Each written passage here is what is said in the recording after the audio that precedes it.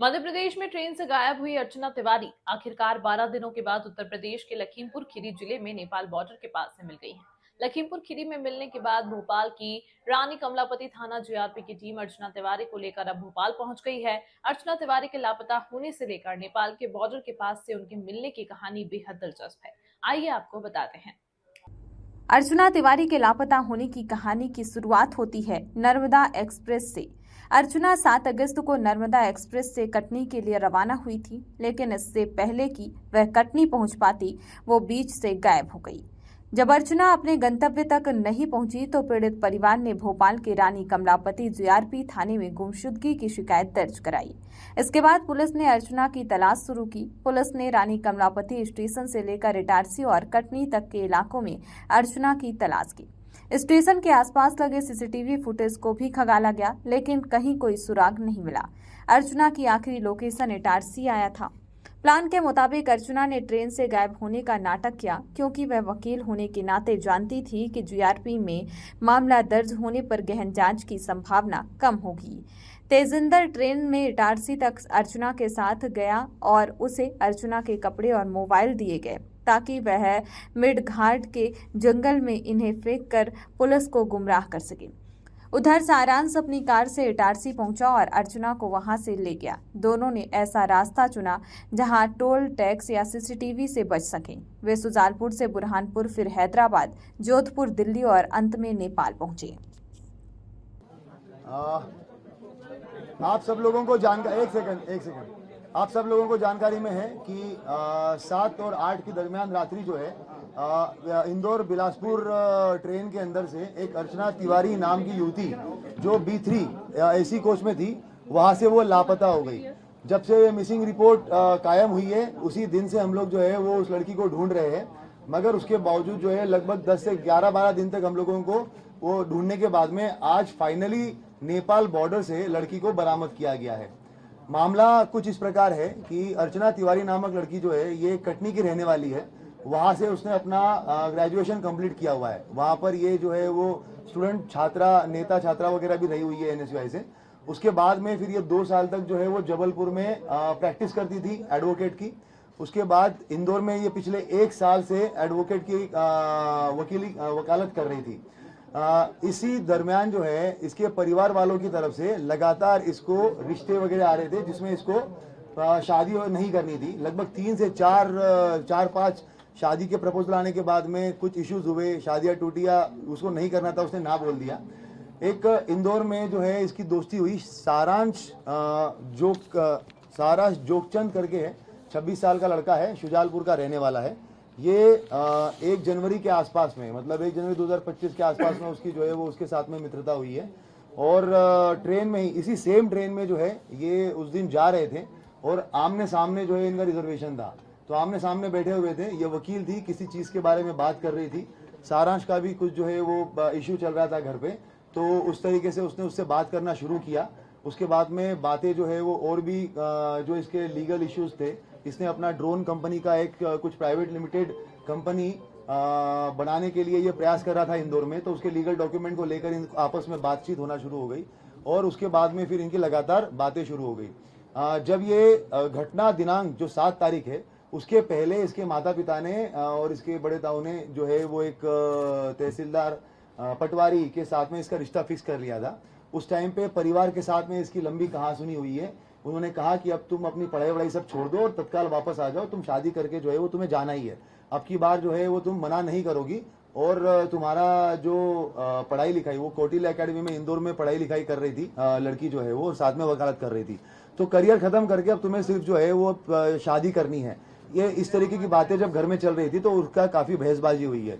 लड़की का जो है वो पढ़ने का मूड था और साथ साथ में अभी ये वकालत और सिविल जज की तैयारी करने का मूड था।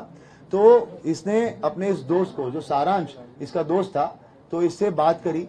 6 तारीख को ये हरदा में केस के सिलसिले में गई थी, हरदा के आसपास में।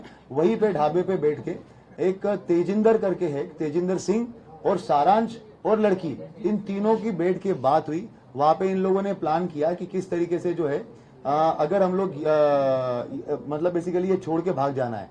तब ये भी बात हुई थी कि भाग जाना है तो अभी भाग जाते हैं, तो इतना सब कुछ करने की जरूरत क्या है। मगर उस टाइम पे ये बात हुआ कि ऐसा नहीं, अगर ऐसे करेंगे तो वो पता चल जाएगा। ये जो इंदौर बिलासपुर ट्रेन जा रही है वहां पे हम बैठेंगे, चलती ट्रेन में से अगर चले जाएंगे तो बहुत सारी हो सकता है कि मिसिंग पर्सन रिपोर्ट कायम होगा। मिसिंग, क्योंकि वो खुद भी एडवोकेट थी, वो ये जानती थी कि भाई जीआरपी में मामला कायम होगा और वहां पर बहुत ज्यादा ये मिसिंग पर्सन वगैरह जो है वो ऐसे होते रहते हैं, तो हो सकता है कि वो मामला जो है वो ऐसे ही निकल जाए और उसके बाद में हम लोग जो है वो अपनी अलग आइडेंटिटी से अपनी अगली लाइफ स्टार्ट कर, मतलब मैं अपनी अगली लाइफ स्टार्ट कर लूंगी। इस तरीके से इन लोगों ने प्लान बनाया। तेजिंदर जो है ये एक गाड़ी चलाने वाला ड्राइवर था। ये इसके संपर्क में जो है वो पिछले लगभग 3-4 महीने से आया हुआ था। तेजिंदर जो है वो सारांश के थ्रू इसके संपर्क में आया था। ये कहीं पे भी जाना जाती थी, माहेश्वर या बाकी जब जगहों पे, तो ये तेजिंदर के साथ में ही जाती थी, तो तब से इसको जानती थी। ये इटारसी रेलवे स्टेशन के पास में रहता था, तो इनकी बात हुई कि कहां पर सीसीटीवी कैमरे नहीं है। तो तेजिंदर ने बताया कि इटारसी रेलवे स्टेशन जो है वो मैं बहुत अच्छे से जानता हूँ, वहां पर जहाँ पे कैमरे नहीं है वहां से मैं इसको लेके चला जाऊंगा। तो ये डिसाइड हुआ कि ये इंदौर से बैठेगी। उसके बाद में फिर जब ये ट्रेन में बैठी है तो इसने सारांश को फोन किया है। कपड़े जो है वो सारांश शुजालपुर में रहने वाला है सारांश, और इंदौर में अप डाउन करता है। वहां से ये कपड़े खरीद के लेके आया उसके। ये एक अपनी XUV 700 XUV गाड़ी से जो है वो बाय रोड वहां पे इटारसी तक आया और नर्मदापुरम तक आया। नर्मदापुरम में इसको तेजिंदर मिला। तेजिंदर के साथ में इसने उसको कपड़े दिए। तेजिंदर जो है वो नर्मदापुरम में ट्रेन में बैठा हुआ है। ट्रेन में बैठने के बाद में इसने लड़की को कपड़े दिए। उसके बाद में जो सारांश है ये लड़का पहुंचा इटारसी बाय रोड। उसके बाद लड़की ने जो है वो अंदर ही अंदर कपड़े वपड़े चेंज किए ताकि उसको कोई पहचान ना सके। उसके बाद में ये A2 B3 कोच में ये थी, मगर ये A2 कोच से अलग से बाहर निकली इटारसी में। इटारसी में ऐसे बाहर निकली कि क्योंकि तेजिंदर को पूरा पता था कि कैमरे का सिस्टम कहाँ कहाँ पे है और कहाँ पे नहीं है, तो आउटर एरिया में इसने जो है वो लड़की को उतारा और वहां से उसको लेके चला गया। और बाहर जो है वो सारांश वेट कर रहा था। सारांश वेट कर रहा था तो वहां पर उसने जो है वो लड़की को लेके जाकर सारांश को दे दिया। लड़की ने अपने मोबाइल और घड़ी जो है वो तेजिंदर को दे दी और बता दिया कि भाई इसको जो है ये आपका बागतवा और मिडघाट वाला जो एरिया है उस तरफ कहीं तो फिकवा देना ताकि ये बात हो जाएगी। तेजिंदर से उसने ये भी बात की थी कि हम लोग 3-4 लड़कों से एक रिपोर्ट लिखवा देंगे कि भाई कोई तो लड़की वड़की जो है वो यहाँ पे गिर गई है करके ऐसा। और ट्रेन में जब आगे गाड़ी वाड़ी रहेगी तो वहां पर हम लोग जो है वो कंप्लेंट करवा देंगे। ये सारी बातें हो गई और उसके बाद में उसको मोबाइल और घड़ी वगैरह दे दिया। लड़की जो है वो सारांश के साथ में आगे चली गई। कोइंसिडेंटली सारांश ने एक व्यक्ति को भी साथ में लेके आया था, तो वो भी उसको भी हम लोगों ने राउंड अप करके उससे बयान लिए हुए हैं। वो चश्मदीद गवाह है। उसके बाद में घटना ये हो गई कि तेजिंदर को उसी टाइम पे दिल्ली की पुलिस उठा के लेके चली गई। क्यों? कारण तेजिंदर जो है वो किसी फ्रॉड के मामले में आरोपी था। तो उसी रात, सेम रात को 1 बजे जो है वो ये घटनाक्रम होता है और अगले 1 घंटे में तेजिंदर को पुलिस उठा के लेके चली जाती है। अब जब ये पूरा मामला हमारे पास में आता है, लड़की जानबूझ के सामान पूरा के पूरा सीट पे छोड़ के गई ताकि हम लोग ये सोचे कि लड़की हो ना हो कहीं पे गिरी है, वो कहीं पे भागी नहीं है। अगर भागती तो पूरा सामान लेके जाती। ये पूरा सोच के प्लान करके जो है वो सामान वहीं पर रखा गया था। उसके बाद में जैसा कि उसने सोचा था, जब हमारे पास में मामला आया, सारा डिस्कशन हुआ, बात यही हुई कि भाई सामान जो है वो पूरा के पूरा छोड़ के चली गई है। छोड़ के गई इसका मतलब कहीं ना कहीं गिरी होगी। और मिडघाट और वो वाले एरिया का भी जानबूझ के वो मोबाइल जो है वो उसी एरिया में बंद हुआ था। तो हम लोगों ने वहां पर पूरा सर्चिंग ऑपरेशन भी चलाया, पूरे थानों में भी हम लोगों ने बात करी, वो सारी चीजें करी। मगर उसी टाइम पे एक चीज और, सारांश के साथ में जब बात हुई थी तो स्टार्टिंग में जब जनवरी में उसकी बातें हुई थी तो कॉल पे बात होती थी, मगर उसके बाद में व्हाट्सएप कॉल हुआ था। तो वो उस वजह से जो है उसके साथ में वो बातें जो है वो CDR में डिटेक्ट नहीं हो पाई। हम लोगों ने IPDR निकालने के बाद में उसका नंबर जो जब वापस आया और पता चला कि इससे वापस ये बात हो रही थी और ये लड़का छूट गया है पूछताछ करने के लिए, उसके बाद टीम जो है वो उस तक पहुंची है। तेजिंदर को जब हम लोगों ने ये पता किया, तेजिंदर का नंबर मिला और जब हम लोगों ने उसके बारे में डिटेल पता किया तो हम लोग काफी श्योर हो गए थे कि तेजिंदर इस मामले में लिंक है। मगर जैसे ही हमें पता चला कि ये जो है वो चोरी के मामले में दिल्ली पुलिस उठा के लेके गई है, तो हमें फिर स्टार्टिंग में लगा कि हो सकता है कि ये किसी दूसरे मामले में होगा। और जब सारांश को उठाया गया और सारांश से जब पूछताछ हुई तो उसने बताया कि तेजिंदर, लड़की और इसने सबने मिलकर ये प्लान किया था। लड़की सारांश के साथ गई, शुजालपुर में गई है, वो गाड़ी की गाड़ी में ही रही, कहीं पे बाहर उतरी नहीं।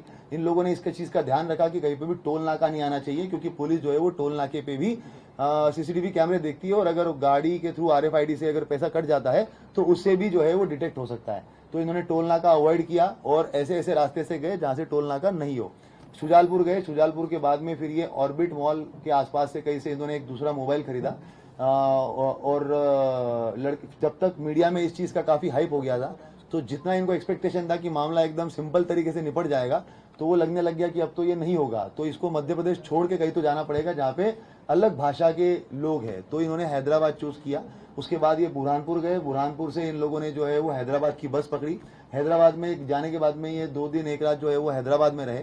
फिर जब मामला और ज्यादा हाइप पकड़ने लग गया तो जो सारांश है ये ड्रोन का जो एक नया स्टार्टअप इसने डाला हुआ है और इसका जो क्लाइंट बेस है वो नेपाल में भी कुछ है। तो इन लोगों की पहले वो बात हो चुकी थी, तो इनकी बात हुई कि अब इसको जो है वो भारत छोड़ के ही हम लोग जो नेपाल की तरफ चले जाएंगे। उसके बाद फिर इन्होंने बस पकड़ी, बस पकड़ के जोधपुर से दिल्ली, दिल्ली से उसके बाद में जो है ये कुछ दिन वो काठमांडू चली गई, लड़की काठमांडू चली गई, लड़का जो है वो वापस आ गया। और लड़के ने ये भी किया कि जो इसका मोबाइल था उसको जब मेन टाइम था उस टाइम पे उसने एरोप्लेन मोड पे करके पूरा के पूरा बंद कर लिया। बाकी टाइम में मोबाइल जो है वो अपना वहीं पे रखकर और दूसरी सिम इशू करवा के पिता के नाम पे उस मोबाइल को उसने पूरा टाइम चलाया, क्योंकि जब सारांश का नाम अगर आए तो मोबाइल जो है वो इंदौर में ही दिखे और उसके ऊपर कोई शक ना जाए।